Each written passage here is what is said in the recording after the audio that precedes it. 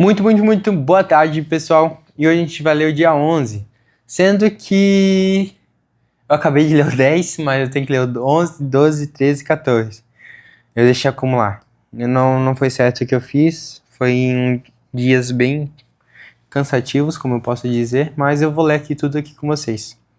E o intuito aqui mesmo é a gente ler a Bíblia ela inteira em um ano. Sim, ler a Bíblia inteira em um ano. Eu já deixei os outros episódios anteriores. Eu tô lendo tudo o que eu tô falando primeiro tudo que eu vou ler antes de começar a ler. Porque daí você também pode ler, porque às vezes só ficar me escutando, às vezes não vai ser algo que vai ser interessante pra você, mas é algo que você pode também estar aprendendo, porque eu tô fazendo várias explicações de tudo que eu tô lendo. Eu tô explicando de acordo com o que eu li, né? Não tô explicando, digamos, na base teológica, assim. Eu tô explicando o que eu tô entendendo. Mas vamos pro janeiro, dia 11. E hoje é dia 14. Prazer. Que bom que não estamos em fevereiro, né? Imagina se a gente tivesse fevereiro e eu tivesse que ler agora tudo isso aqui. Meu Deus. Não devia ter deixado coisa acumular.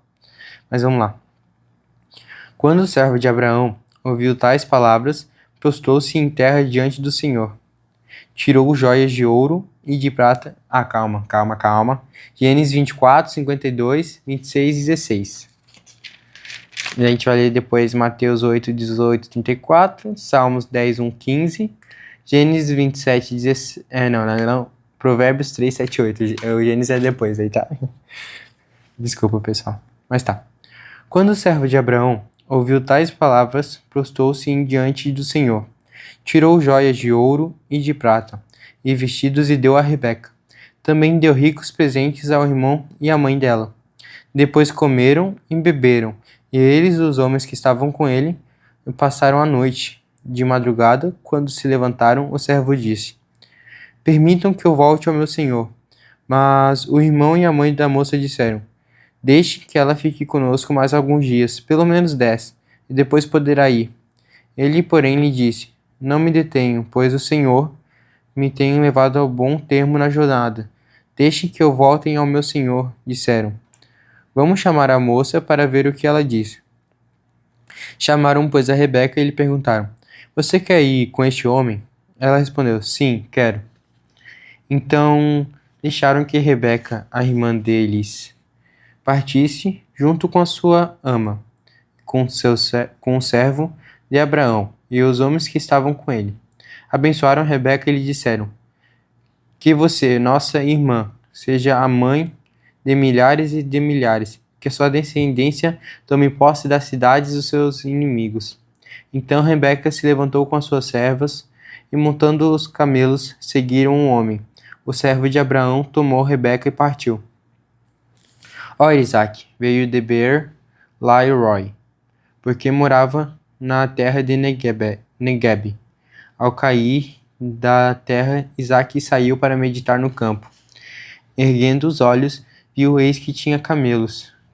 Também Rebeca levantou os olhos, vendo Isaac, desceu do camelo, e perguntou ao servo: Quem é aquele homem que vem pelo campo ao nosso encontro? O servo respondeu: É o meu senhor. Então ela pegou o véu e se cobriu. O servo contou a Isaac todas as coisas que havia feito. Isaac conduziu até a tenda de Sara, a mãe dele. Ele tomou Rebeca e esta se tornou sua mulher. Ele a amou, e assim Isaac foi consolado depois da morte de sua mãe.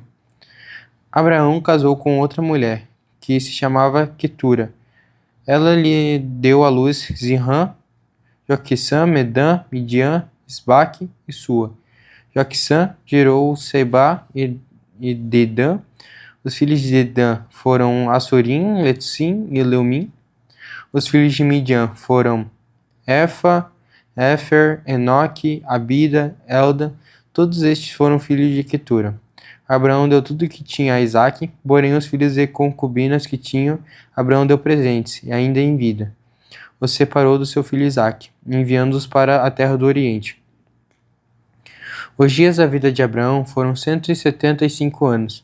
Abraão expirou e morreu, após uma longa velhice, e foi reunindo ao seu povo, os filhos dele, Isaque e Ismael.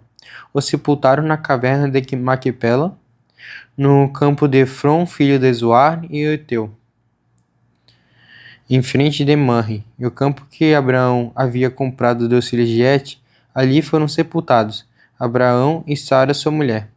Depois da morte de Abraão, Deus abençoou Isaque, o filho dele. Isaque morava perto de Beer-Lahai-roi. São essas as gerações de Ismael, filho de Abraão, que Agar, egípcia, serva de Sara, lhe deu à luz. Estes são os nomes dos filhos de Ismael. Por ordem de nascimento, o primogênito de Ismael foi Nebaiote, depois Kedar, Abdel, Mibissão, Misma, Tuma, Massá, Haddad, Tema, Getur, Nafis e Kedemá. Estes são os filhos de Ismael, e estes são os nomes pela sua aldeia, e pelos seus acampamentos, 12 príncipes dos seus povos. E os anos da vida de Ismael foram 137 anos, e morreu e foi reunindo o seu povo. Os filhos de Ismael habitaram desde Avilá até Sur, nas imediações do Egito, no caminho para a Assíria. Ele se estabeleceu diante de todos os seus irmãos. São essas gerações de Isaque, filho de Abraão. Abraão gerou Isaque. Ele tinha 40 anos quando tomou por esposa Rebeca, filho de Betuel, Ramael, Padarã e irmã de Labão, o Aramael. Isaque orou ao Senhor por sua mulher, porque ela era estéril. O Senhor ouviu as orações dele, a Rebeca, mulher de Isaque, ficou grávida. Os filhos lutavam no ventre dela. Então ele disse: por que isso está acontecendo comigo? E ela foi consultar o Senhor, e o Senhor lhe respondeu: 2 nações estão no seu ventre. 2 povos, nascidos de você, se dividiram. Um povo será mais forte do que o outro, e o mais velho servirá ao mais moço. Cumpridos os dias que desse à luz, eis que havia gêmeos no seu ventre. Nasceu primeiro o ruivo, todo revestido de pelo. Por isso deram-lhe nome de Esaú. Depois nasceu o irmão, com a mão segurava o calcanhar de Esaú. Por isso lhe deram o nome de Jacó. Isaque tinha 60 anos quando Rebeca deu à luz. Cresceram os meninos. Esaú tornou-se perito caçador, homem do campo. Jacó, porém, era homem pacato e morava em tendas. Isaque amava Esaú, porque se saboreava da sua caça. Rebeca, porém, amava Jacó.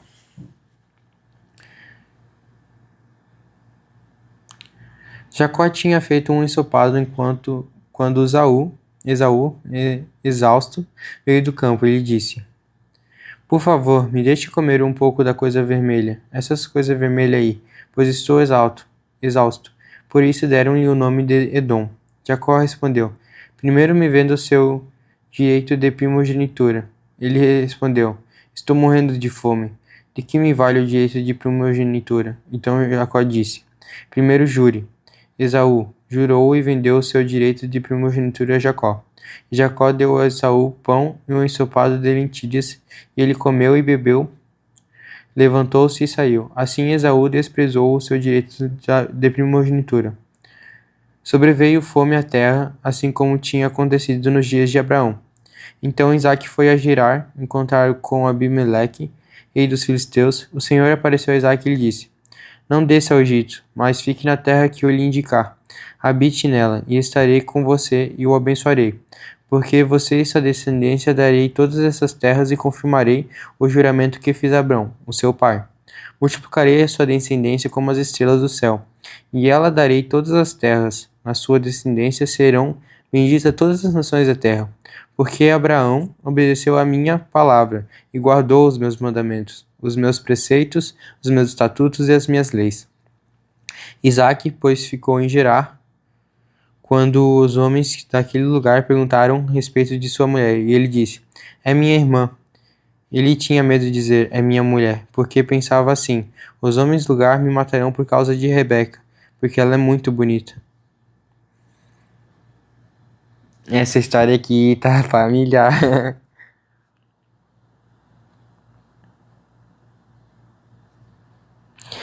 Depois que Isaque havia permanecido ali por muito tempo, Abimeleque, rei dos filisteus, olhou por uma janela e viu Isaque que acariciava Rebeca, sua mulher. Então Abimeleque chamou Isaque e lhe disse: é evidente que ela é sua mulher. Como é que você disse que ela era sua irmã? Isaque respondeu: é que eu pensei que poderiam me matar por causa dela. Então Abimeleque disse: o que é isso que você fez conosco? Facilmente alguém do povo poderia ter se deitado com a sua mulher, e você teria trazido culpa sobre nós. Então Abimeleque deu esta ordem a todo o povo: quem tocar neste homem ou na sua mulher certamente morrerá. Isaque semeou naquela terra e no mesmo ano recolheu 100 por um, porque o Senhor o abençoava. Ele enriqueceu, continuou prosperando, ficou riquíssimo, tinha ovelhas e bois e grandes números de servos, de maneira que os filisteus tinham inveja dele. E por isso entulharam todos os poços que os servos do seu pai haviam cavados no dia de Abraão, enchendo-os da terra. Abimeleque disse a Isaque: saia de nossa terra, porque você já é muito mais poderoso do que nós. Cara, essa história aqui tá muito familiar de Abraão, cara. Tá muito familiar. Mas tá, tá bom. Resumidamente, tudo que aconteceu aqui. Rebeca chegou e daí Isaac tomou ela como a sua mulher. Daí depois o que aconteceu mais? Também eles tiveram 2 filhos, Esaú e Jacó. Jacó, ele comprou a primogenitura de Esaú. E nisso ele vendeu por causa de pães e lentilhas. Mas também, resumidamente, ali na história de Isaac e de Rebeca aconteceu parecidamente a mesma coisa de Abraão e Sarai, né? Porque, tipo, disseram que era irmã dele de novo e, tipo, depois ele ganhou todas as coisas, mas tudo bem, não vamos falar nada não, mas certinho. Bom, vamos ler Mateus agora. Vendo Jesus, muito grande ao seu redor, ordenou que passassem para outra margem. Então, aproximando-se, deu-lhe um escriba e disse a Jesus: Mestre, vou segui-lo para onde quer que o Senhor for. Mas Jesus lhe respondeu: as raposas têm suas tocas, e as aves do céu têm os seus ninhos, mas o filho do homem não tem onde reclinar a cabeça. E outros discípulos lhe disse: Senhor, deixe-me ir primeiro sepultar o meu pai. Mas Jesus respondeu: siga-me e deixe-me que os mortos sepultem os seus mortos. Jesus entrou no barco e os seus discípulos o seguiram. E eis que levantou-se no mar uma grande tempestade, de modo que as ondas cobriram o barco. Jesus, porém, estava dormindo, mas os discípulos foram acordá-lo, dizendo: Senhor, salve-nos, estamos perecendo. Então Jesus perguntou: por que vocês estão tão medrosos, homens de pequena fé? Ele, levantando-se, repreendeu os ventos e o mar, tudo ficou bem calmo. E aqueles homens ficaram admirados, dizendo: quem é este que até os ventos e o mar lhe obedecem? Quando Jesus chegou à outra margem, a terra do Gadareno, 2 endemoniados foram ao seu encontro. Saindo destes túmulos, eles eram tão furiosos que ninguém podia passar por aquele caminho. E eis que gritaram: o que você quer conosco, filho de Deus? Você veio aqui nos atormentar antes do tempo? Ora, uma grande manada de porcos estava passando na longe deles. Então os demônios pediram a Jesus com insistência: se você vai nos expulsar, mande-nos para a manada de porcos. Jesus disse: pois vão. E eles, saindo, entraram nos porcos, e eis que toda a manada se precipitou. E o despenhadeiro abaixou para dentro do mar, e morreram nas águas. Os que tratavam dos porcos fugiram, e chegando à cidade anunciaram todas essas coisas, o que tinha acontecido com os demoniados. Então a cidade toda saiu para encontrá-lo com Jesus, e ao vê-lo pediram-lhe com insistência que se retirassem da terra deles. Bom, resumidamente, o que aconteceu aqui? Jesus, ele mostrou também ali em questão de acalmar o vento e o mar, quando ele disse, homens de pequena fé. Porque eles tinham que ter fé que Deus estava com eles para poder, digamos, acalmar ali na hora do aflito. E a gente pode levar até isso para nossa própria vida, porque o que acontece? Muitas vezes a gente não dá o devido valor que Deus pode tirar a gente de uma onda que está muito difícil. E depois tem uma outra parte ali que a gente vai ver mais pra história pra frente, daí eu não quero dar spoiler para vocês. Mas quando a onda estiver forte, a gente sempre vai clamar por ele, vai pedir ajuda por ele. Mas a gente sempre tem que crer que Deus pode nos tirar daquela onda e nos acalmar nosso coração, acalmar a nossa aflição que a gente está sofrendo naquela hora. Por mais que seja difícil essa dor, que seja algo que seja muito pesado, mas a gente sempre tem que crer nele. Mesmo que seja difícil, cara, creia, porque ele pode tirar. E ele também contou que os endemoniados foram pros porcos, e os porcos se jogaram pro mar e se mataram tudo lá e, tipo, um pessoal que tira daí Jesus das terras dele. Mas o que acontece ali? Jesus, ele, com a sua presença, ele já chegava ali e os demônios já estremeciam assim, porque eles se sentiam atormentados, porque tipo, pensa assim, Lúcifer, ele saiu do céu e tal, ele caiu aqui pra terra, e nisso ele começou a governar as trevas. Pensa que os demônios são as trevas, daí quando chega a luz, as trevas são, resumidamente, ela tem que ir embora, porque a luz é mais forte que a treva. Daí pensa isso comigo. Bom, esse aqui foi na parte de Mateus, e agora eu vou ler com vocês Salmos 10, 1, 15. Por que, Senhor, te conservas longe? Por que te escondes nas horas de angústias? Com arrogância, os ímpios perseguem os pobres, que eles sejam apanhados nas ciladas que a armaram, pois o perverso se gloria da sua própria cobiça. O avarento maldiz o Senhor e blasfema. Minha avó tá passando aqui e ela não tá me ajudando. Pois o perverso se gloria da sua própria cobiça. O avarento maldiz o Senhor e blasfema contra ele, em sua soberba. O perverso não investiga tudo o que ele pensa, e que Deus não existe. São prósperos os caminhos dele em todo o tempo. Muito acima e longe dele estão os seus juízos. Quanto aos seus adversários, ele a toda trará com um desprezo. Pois lá no seu íntimo diz: jamais serei abalado da geração em geração, nenhum mal me sobrevirá. A sua boca está cheia de maldição, enganos e opressão. Debaixo da língua ele tem insultos e maldade. Põe-se de tocar nas aldeias, trucidas os inocentes, nos lugares ocultos. Seus olhos espreitam o desamparado. Ele se põe de emboscada, como um leão na sua caverna. Então de emboscada para enlaçar o pobre. Apanha e o arrasta com sua rede. Abaixa e rasteja nas suas garras. Caem os necessitados. Diz ele no seu íntimo: Deus se esqueceu, virou o rosto e nunca verá isto. Levanta-te, Senhor. O Deus ergue tua mão.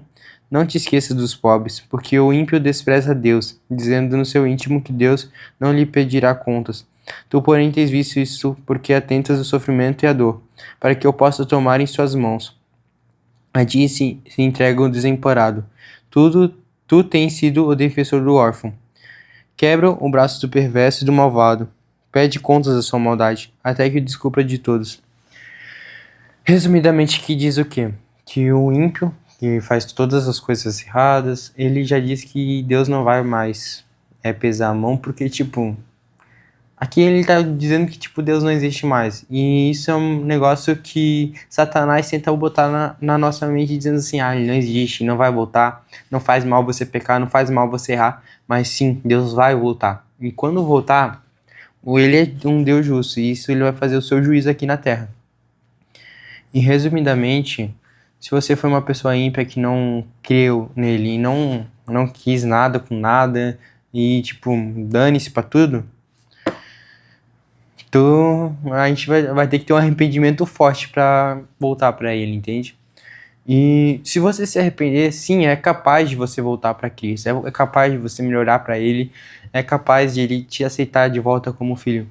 Com certeza, se você mostrar que você não quer mais levar essa vida de um mentiroso, de falar palavrão, fazer coisas erradas, coisas ilícitas, esses vícios que você tem, se você se arrepender de verdade, ele pode te aceitar de novo. Bom, agora a gente vai ler Provérbios 3, 7, 8. Não seja sábio aos seus próprios olhos. Tema o Senhor e afaste-se do mal. Isso será como remédio para o seu corpo e refrigério para os seus ossos. Aqui quis dizer o quê?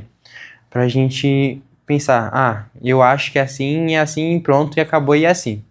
Mas às vezes o que você acha que é certo, às vezes pode ser também errado para Deus, porque a palavra não mudou, só que você não quis buscar mais pra, digamos assim, fazer o corretamente. E agora eu tô lendo isso aqui tudo, claro, eu sei que eu já fiz coisas erradas, coisas que não agradaram a Deus, mas eu tenho que tentar melhorar pra ele, e não ficar só pensando com a minha mente, esse aqui eu posso fazer, esse aqui eu não posso fazer e pronto, acabou. Não é assim que funciona, cara. Bom, esse aqui foi a leitura do o episódio 11, e sim, daqui a pouco eu vou ler o episódio 12 com vocês também, mas agora eu vou comer rapidinho, mas eu já vou desligar aqui o vídeo. Sim, eu tô falando isso aqui como se fosse uma live, uma ligação, mas tudo bem. Bom, pessoal, esse foi o vídeo, o episódio 11, daqui a pouco eu já vou gravar o 12, valeu, até!